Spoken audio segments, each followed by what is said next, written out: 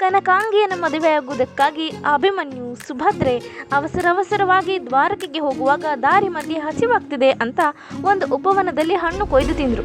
ಅಷ್ಟೊತ್ತಿಗೆ ಅಲ್ಲಿಗೆ ಬಂದ ರಾಕ್ಷಸನೊಬ್ಬ, ಈ ಉಪವನ ನಮ್ಮದು, ಕೇಳದೆ ಹಣ್ಣು ಕೊಯ್ದು ತಿನ್ನುವುದಕ್ಕೆ ಎಷ್ಟು ಧೈರ್ಯ ನಿಮಗೆ ಅಂತ ಅಭಿಮನ್ಯುವಿನ ಜೊತೆಗೆ ಹೊಡೆದಾಟಕ್ಕೆ ಬಂದ. ಅಭಿಮನ್ಯು ಆ ರಾಕ್ಷಸನನ್ನೇ ಸೋಲಿಸಿದ. ಸೋತ ರಾಕ್ಷಸ ಅಭಿಮನ್ಯುವಿನ ಹತ್ರ, ನೀನು ಒಳ್ಳೆ ಹುಡುಗ, ಹಣ್ಣಿಗಲ್ಲ ಆ ಮರಕ್ಕೆ ಬಾಣ ಬಿಡು ಅಂದಿದ್ದ. ಸಿಟ್ಟಿಗೆದ್ದ ಅಭಿಮನ್ಯು ಮರಕ್ಕೆ ಬಾಣ ಬಿಟ್ಟು ಮರವನ್ನೇ ಬೀಳಿಸಿದ. ಆದರೆ ಆ ಉಪವನ ನೋಡ್ಕೊಳ್ತಿದ್ದ ರಾಕ್ಷಸ ಹಾಗ್ಯಾಕೆ ಹೇಳಿದ?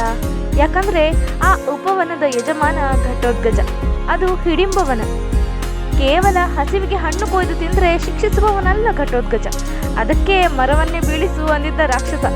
ಏನೇ ಆಗಲಿ, ಈ ರಾಕ್ಷಸನ ತರ್ಲೆಯಿಂದ ಅಭಿಮನ್ಯು ಘಟೋತ್ಕಚನ ಭೇಟಿಯಾಯಿತು. ಅಭಿಮನ್ಯುವಿನ ಜೊತೆಗೆ ಕನಕಾಂಗಿಯ ಕಲ್ಯಾಣಕ್ಕೆ ಮುಖ್ಯ ಕಾರಣನೇ ಈ ಘಟೋತ್ಕಚ.